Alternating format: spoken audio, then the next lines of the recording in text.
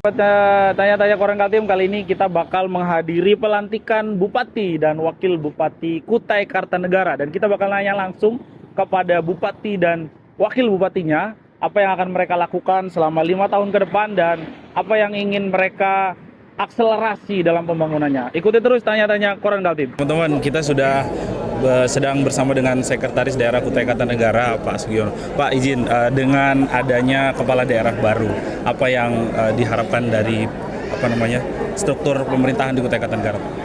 Saya kira nggak ada yang baru ya. Insya Allah beliau melanjutkan apa yang selama ini sudah dirintis oleh Pak Edi Damansa.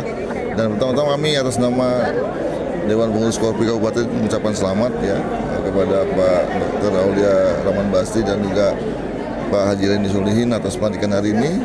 Mudah-mudahan kami bisa segera mensupport, mendukung langkah-langkah yang perlu kami lakukan untuk mengkolaborasikan apa yang beliau ingin lakukan ke depan. Kira-kira apa yang bisa diakselerasi Pak dengan adanya artinya kan Pak Wakil Bupati kan masih sama gitu. Ya. Tapi ada sosok baru di pemimpin Kutai Kartanegara 1 gitu. Apa yang bisa diakselerasi kira-kira Pak? Ya saya kira sebenarnya Pak Dr. Aulia ini selama ini juga sudah terlibat ya sebenarnya di beberapa konsep pembangunan yang kita lakukan. Jadi insya Allah kami yang harus nanti mempersiapkan diri, mempercepat apa yang beliau harapkan dan inginkan untuk memastikan bahwa birokrasi di Kukar mampu untuk menggerakkan program-program yang beliau inginkan untuk segera bisa direalisasikan. Oke Pak, terakhir Pak, yang kira-kira bisa dilakukan dalam waktu 100 hari itu Pak nanti. Sudahkah dikomunikasikan gitu Pak terkait program-program Pak? Sebenarnya belum ya terus terang ya, karena kan sebenarnya saat ini itu kami itu di pemerintah daerah kan sudah melaksanakan ya. Ini kan sudah pertengahan tahun, jadi nggak ada hal baru yang bisa ya, diprogramkan sebagai hal baru untuk 100 hari ke depan. Tapi terus terang kami memang belum dapat petunjuk untuk 100 hari ke depan apa kira-kira yang akan kami lakukan atas fokus mungkin pembangunan yang beliau inginkan. Apakah tadi menindaklanjuti apa arahan dari Pak Gubernur atau mungkin ada hal-hal lain yang nanti juga berkembang ketika beliau mengikuti diklat atau pelatihan di retret di Jatinangor. Nah itu yang kami belum dapat arahan secara khusus ya, karena memang saat ini kan hal itu belum dilakukan nanti. Nanti mungkin setelah ini pun kami rapat. Oke, langsung rapat Pak ya? Intinya setelah ini kami rapat langsung kerja. Oke, siap. Nah, ini saya langsung merapat ke suatu tempat dengan beliau dan tim saya termasuk kepala dinas untuk langsung bekerja. Oke, siap. Terima kasih Bapak. Setelah ini mau kemana gitu aja lu? Setelah ini mau kemana dulu? Nah, habis ini kami ini langsung ke retret. Jadi kita peserta retret ini ditunggu Kutai Kartanegara aja yang belum bergabung. Makanya melalui kesempatan ini juga saya mohon kepada teman-teman media bisa memberitakan bahwa mungkin dari teman-teman kita di kecamatan-kecamatan banyak yang merasa ini pelantikan kok terasa buru-buru gitu. Jadi kami juga pun baru habis dapat undangan malam tadi jam 10 malam untuk segera dilakukan proses pelantikan pagi ini. Karena apa? Karena mengejar proses retret. Insya Allah pulang dari retret nanti kita akan ketemu dengan teman-teman semua. Termasuk teman-teman media. Ya. Itu. Pak, untuk target 100 hari ke depan Pak? Satu hal yang harus dipahami bahwa 100 hari kerja itu kan adanya pada zaman Rosenwald ya. Itu pada saat itu terjadi krisis yang besar-besaran sehingga Rosenwald itu harus mengambil garis tegas bahwa pemerintahannya melakukan ini. Akan tetapi di pemerintahan kami ini melanjutkan proses kukar idaman yang kita sebut lanjut dengan kukar idaman terbaik. Nah, tentunya tidak ada istilah 100 hari kerja. Hari pertama langsung kita gas ini kerja. Itu langsung kita gas. Artinya apa-apa yang menjadi kebutuhan masyarakat. Karena apa? Proses transisi tidak ada proses bertolak belakang antara kukar idaman dengan kukar idaman terbaik.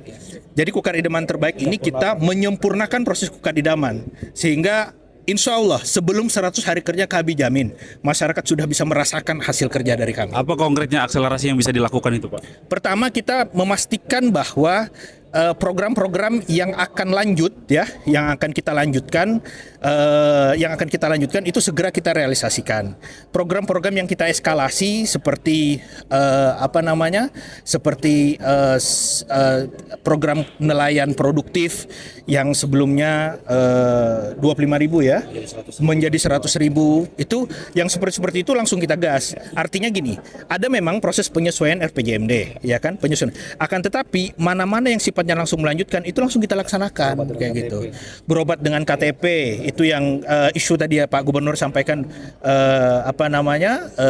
untuk kesehatan gratis. Jadi yang seperti itu tidak menunggu program 100 hari.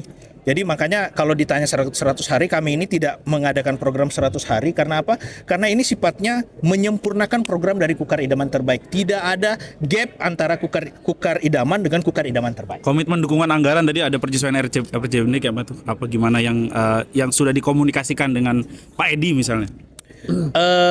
Sebenarnya yang bicara ini nanti kan sistem ya, bukan bicara personal on personal. Artinya komitmen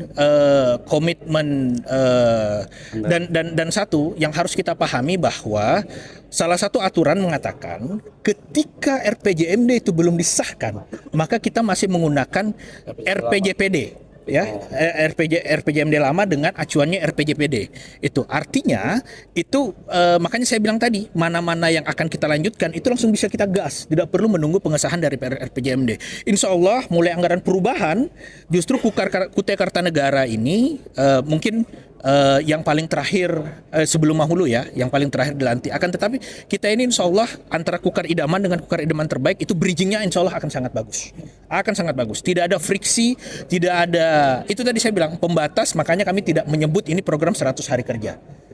Sedikit soal proses pemilihan kemarin Pak, boleh diceritakan sampai dengan akhir-akhir ini terpilih? Ya, proses pemilihan kan begini. Masyarakat Kukar itu kan menilai kinerja, ya kan? Yang diganti kemarin tuh hanya orangnya. Janji yang ditawarkan ke masyarakat itu tidak berubah. Itu pada saat Edi Damansyah, Randy Solihin, yang dijual ke masyarakat adalah bukan Edi Damansyah dan Randy Solihinnya, akan tetapi program Kukar Idaman Terbaik. Artinya ketika diulang pun masyarakat masih menginginkan bahwa Kukar Idaman Terbaik inilah yang akan diimplementasikan di Kutai Kartanegara, dan itu yang menjadi bagian dari komitmen kami. Bagaimana caranya, bagaimana konkretnya nanti itu bagaimana konkretnya nanti itu Kukar Idaman Terbaik ini segera akan terjun ke masyarakat. Justru yang saya pengen lakukan sekarang, sebenarnya kalau saya masih punya waktu, misalnya berangkat 3 hari lagi atau apa, orang pertama yang saya temui adalah kawan-kawan pers.